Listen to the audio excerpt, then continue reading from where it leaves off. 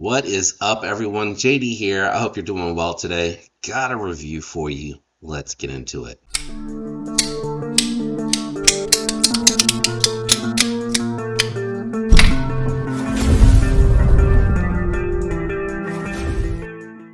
All right, we're going to be taking a look at the Sencut Glidestrike.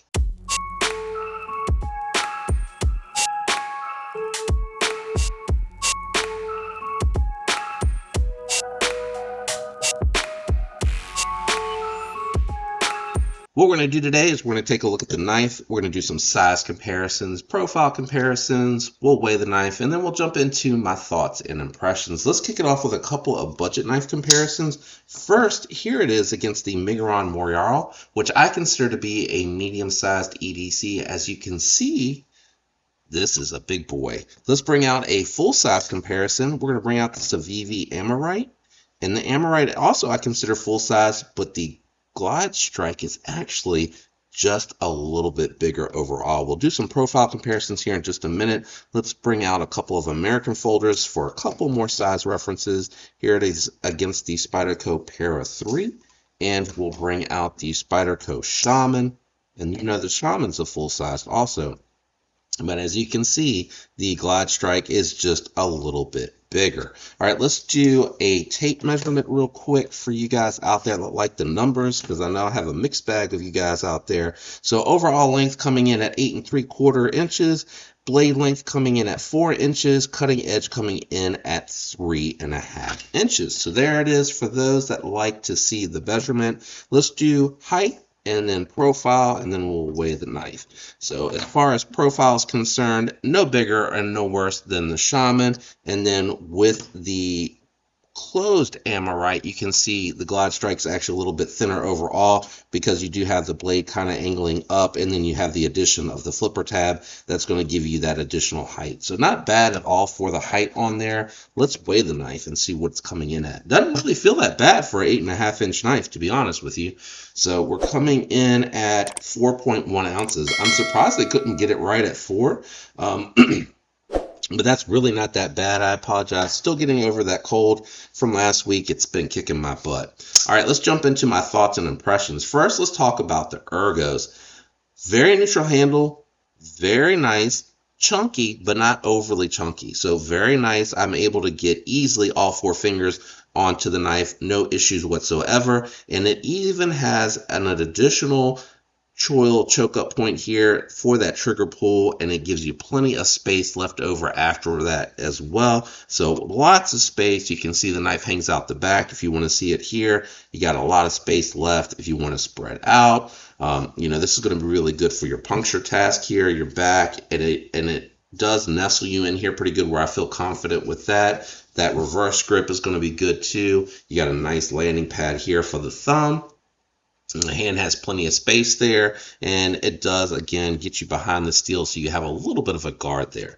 I like that a lot. The micarta on here is really, really nice. They did a good job with the micarta. I feel like Sencut, Civivi, their micarta, they've really dialed it in here these last 12 months. Very well done, good finish, has some grip to it, but it isn't overly done. Has good texture, good color to it. So I'm glad I picked this model to check out. It does have a steel fold over pocket clip that lays flat on the scales that is reversible, and you do feel that in hand. It is poking right about there for me with my hand on the handle, and then when I move up for that trigger pull, which allows for detailed work, I am feeling it kind of work in there. So this one here, I am feeling it, and I think it is because it's fold over flat laying on the flat, and it does kind of poke you a little bit, but it's not sharp. It's just, you feel that it's there. When I was cutting, which we'll get into in a little bit, you could kind of feel it moving around a little bit as I was gripping with it. And again, I think that has to do with the fact that it is flat, laying on top of the scale, even though it is screwed down. I believe those are T6s, so I can't even try to see if I can tighten them down, but we'll cover that here shortly with the disassembly. Yeah, T6s, so we're not going to be able to do that right here on screen. That is a complaint. I don't know how much extra it would cost, or if people would complain about it taking away from the aesthetics just to mill it out a little bit there. I think it would go a long ways. You have really good lock bar access. The knife is coming in locked up at about 35–40%. Let me grab my little strop here and we'll re-engage it and we'll test that lock. All right, nice passing. We're going to disengage, re-engage it, because again, this is just on accidental whacking. We'll go down a little bit lower. Nice passing on a little bit lower. Disengage, re-engage again, because it is an accident. We're not batoning with this, right, guys? I hope you're not batoning with it. Nice. So 3 whacks passed. You know that's my rule here. Now let's talk about the detent on here. So it does have a nice opening hole. It is really nice and low below that pivot there. So the opening hole works really well with the thumb deployment and is super satisfying with that reverse flick. Very snappy. Take a listen to the sounds.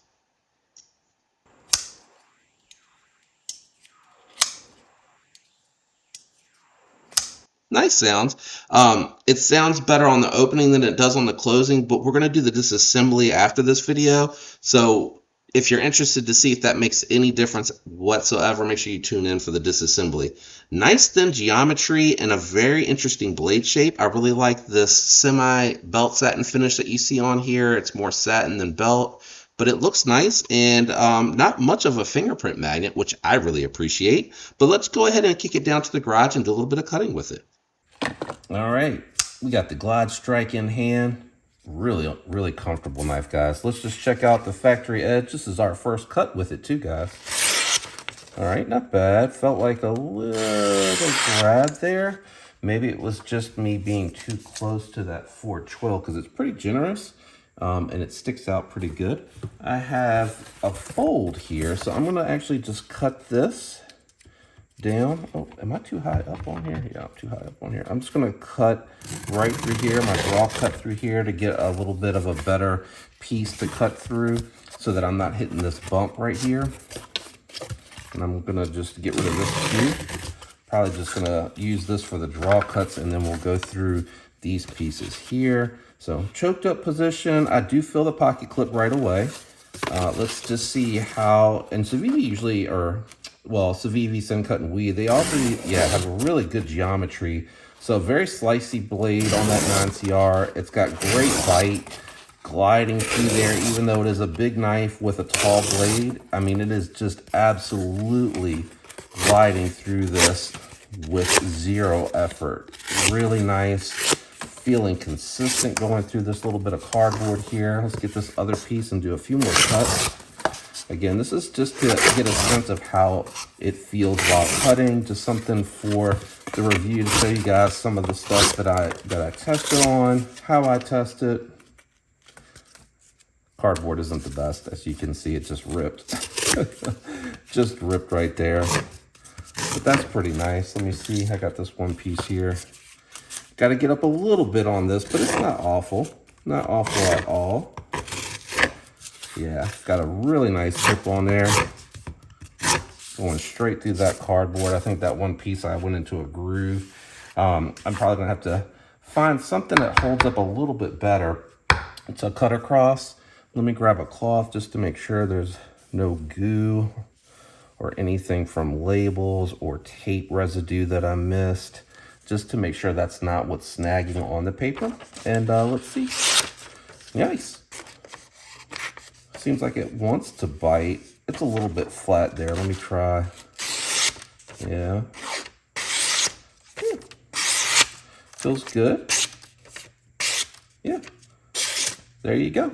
Let's kick it back up to the table. So as you saw there, really good thin geometry. 9CR is going to be a good entry-level steel for a knife that's under $40. I really like 9CR D2. I think you're going to enjoy the performance, and you're going to find that it's very easy to maintain. You're going to be able to strop it very easily. And, you know, Civivi here, as of late, with Sencut included in that, has been doing a really good job with their edge angles. So you're getting slicey performance, thin geometry, you're getting a little bit of sharpening life here. The edge termination's way back here.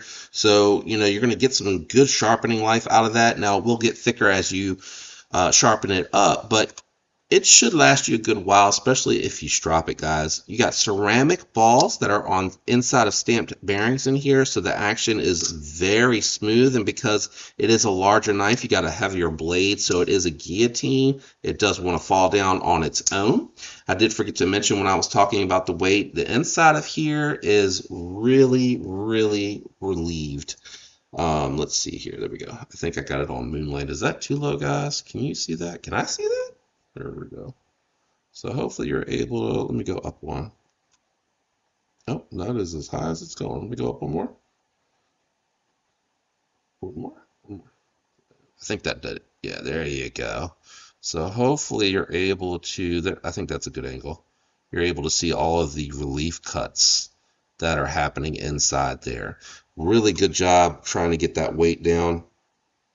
Sorry, I just brightened it instead of cutting it off. Too many flashlights in the house. I really like this one a lot. One thing I wanted to touch on, somebody indicated that the Glidestrike to them reminded them of the Wii Neferis. So I wanted to put these side by side so you guys could actually see the two together. And you can see there is a bit of a difference. To me, I think this reminds me more of the Wii Ziphius than it does the Neferis. And that would also be the button lock version versus this being the liner lock version. So it does remind me a little bit more of that, like looking on the screen here at this one, especially going to the larger version of it. You know, it is a little bit more Wharncliffe blade shape. And it does have a flipper tab instead of it being an opening hole with thumb studs on the Ziphius. So I like it. It's a nice big shape here, big knife with a large blade shape on it. So I'm happy to see it. I'm not going to lie. I'm happy to see that they're offering something outside of the same old medium-sized EDC that you see all the time. I also like the fact that they decided to make it a liner lock, and they kept it at around, 4 ounces. That's really not that bad. That is a really good weight for the size of the knife. 9CR, again, it's not going to be a super steel. It is not going to be your highest edge retaining steel. It is going to avoid corrosion, which is going to be good. It's giving you micarta at this price point, which is really good. It does not have a captive pivot. You do need a T8 on the opposite side when you're taking it apart. I will confirm in the disassembly, but I think it's going to disassemble from this side. So it should be T8 here. And these are T8s, or these three are T8, and then you have T6 here. I will, in the disassembly, check to see if I can tighten that down anymore and get rid of that. For $40, it's hard to make alternative recommendations. Under $50, you can pick up the budget Moyarl, budget Pagos.